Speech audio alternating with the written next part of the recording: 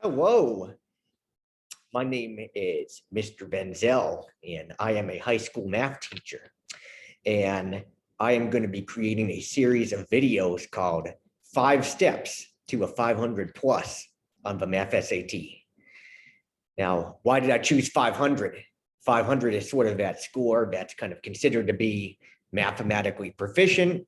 It's also that score that's going to get you into a lot of major schools, and kind of put you in a position also to where you won't need to be in remediation classes in college and can actually focus on the things that you want to pursue in college.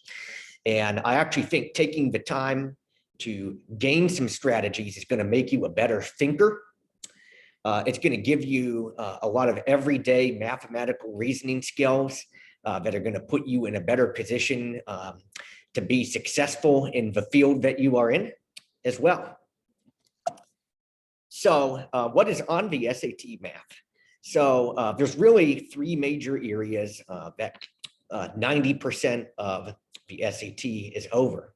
And in about 2015 or 2016 or so, there was kind of a redesign of the SAT where College Board actually talked with future employers and college professors, and they came together to think about what are some skills that are really necessary to be successful in the 21st century.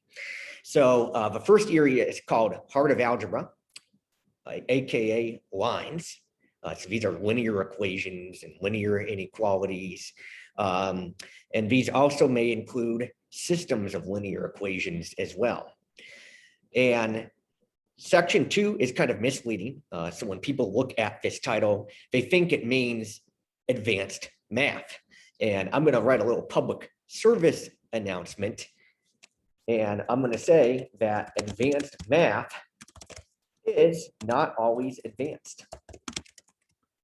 So sometimes even a simple find the X or Y intercept question might automatically be considered passport to advanced math if it's part of like a parabola or an exponential function type of thing. So when we kind of get to those nonlinear functions, that means it's passport to advanced math. And then I would say section 3, this is probably only about 10% of the high school curriculum, but a lot more in everyday life.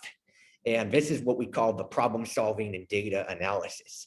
So skills like doing ratios, rates, and proportions, doing percentages. So, I mean, for instance, somebody who takes out a 30% credit card should know what it means if they are, taking out a 30% credit card to get the interest rate. Or if you're majoring in any type of science, you better know how to do unit conversions. If you're reading a newspaper article and you see the average, you need to know what the concept of average means. And then there's also another area as well that we call other additional math topics, and it's about 10% of the SAT. And this is going to be things like geometry, especially in those areas.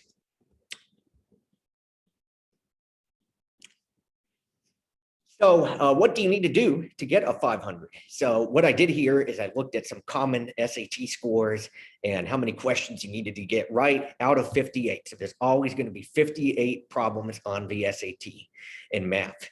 So I would say about 80% of those problems are going to be multiple choice and about 20% are going to be gridded. And to get a 500, you only need about 45% of the questions right. So you only need to get about half the questions right to get that college-ready math score. And to get a 400, you just need 26% of the questions right.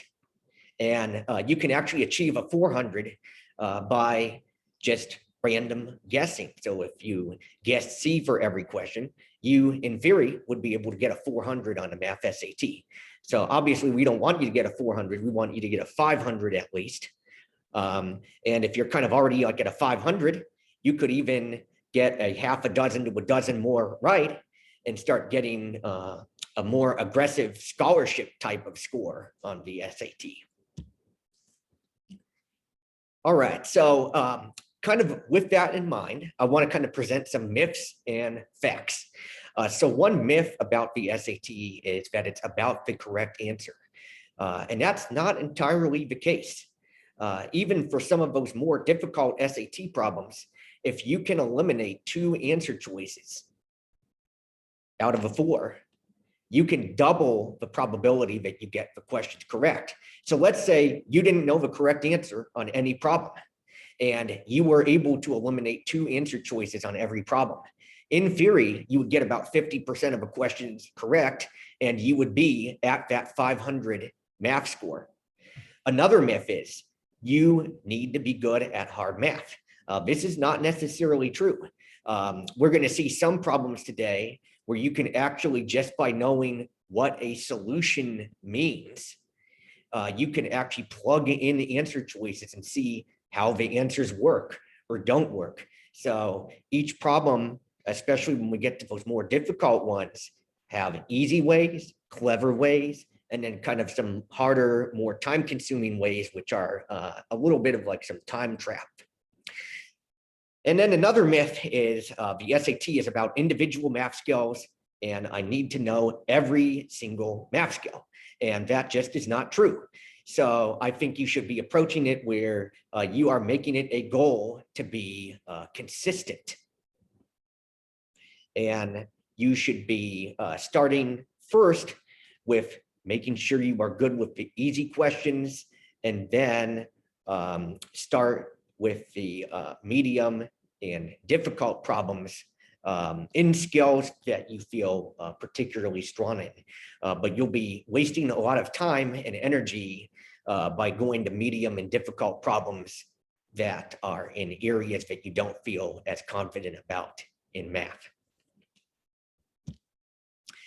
So just to kind of illustrate the importance of question difficulty, I'm just going to kind of show you what an easy question versus a harder question looks like. And sometimes we think question type affects difficulty. So sometimes your easy questions could be on the grid-ins. And some easy questions are multiple choice. So just because something is grid-in does not mean that it's going to be a hard question.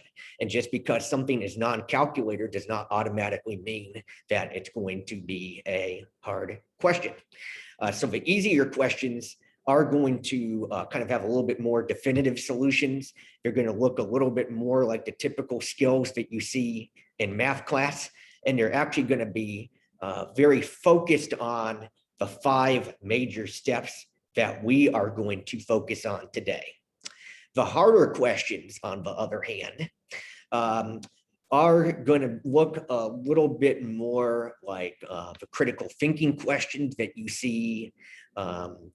They're going to not be sort of your textbook type of problems, but they're going to have some sort of reasoning. But one thing that you could kind of do with these is play around with the equations, and you can even try out the answer choices as well to see what works and what does not work.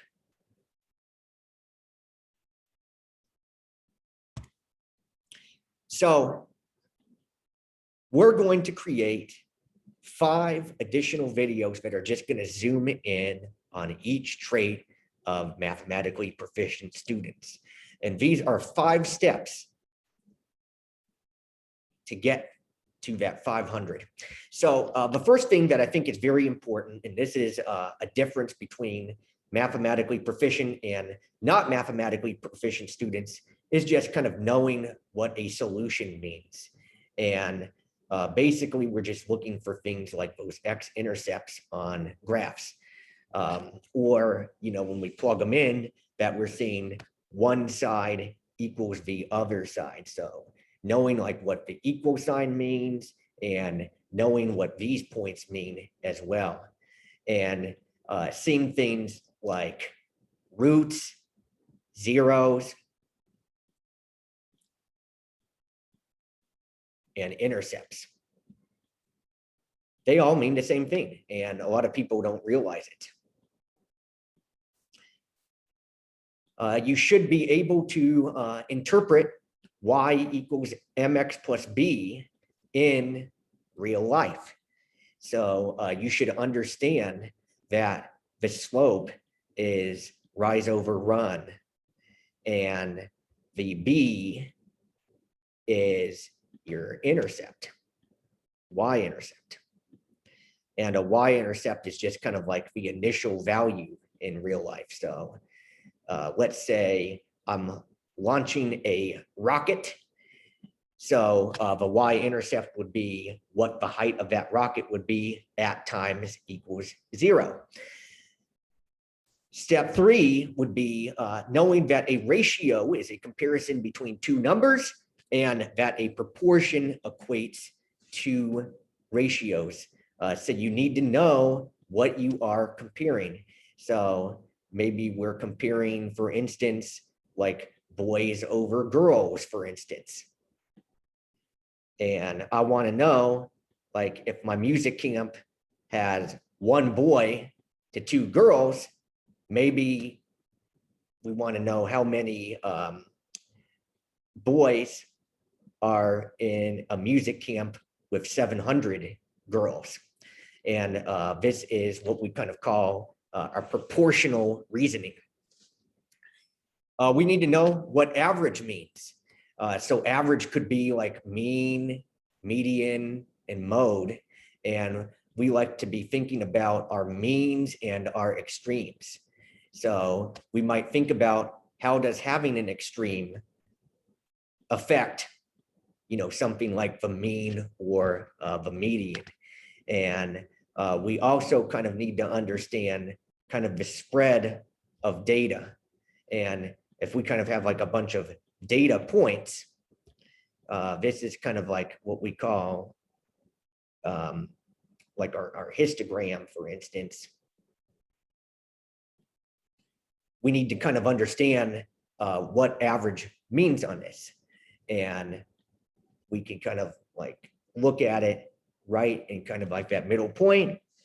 Or if we're kind of doing like the median, for instance, let's say we're looking at my 5-year-old daughter, and we want to know if she's at the median for height. So if we lined up 100 5-year-olds, what would the height of that 50th 5-year-old be?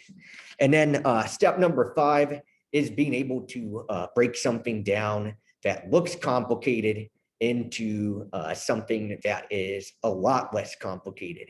And if you know how to do something like factoring, you can actually like factor things out and maybe even get some things to cancel. So in reality, I wrote like x squared minus 1 over x plus 1.